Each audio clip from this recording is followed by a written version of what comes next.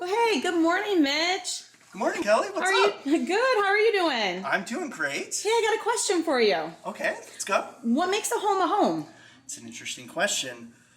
It's a question architects have thought about for a while, but a home is actually something that there's two main arguments: that a home is a place, like a hometown, like it's a location, but then you also have the nomenclature where it's a home is where the heart is, and both of those are kind of true, but kind of not. They actually both exist because if a home is where the heart is, it could be anywhere, but it's actually tied to a place. And as this brings up a question about architecture, well, what is a home when you're designing one?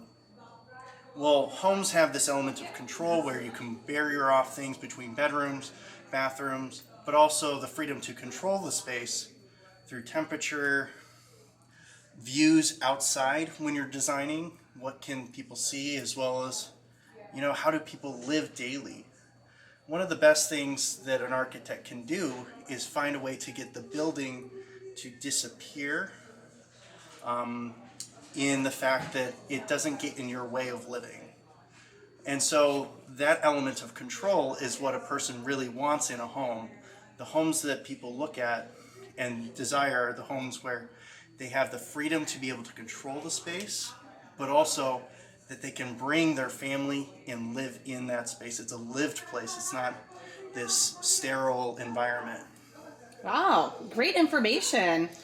Well, have a great day. You too, Kelly. Thanks.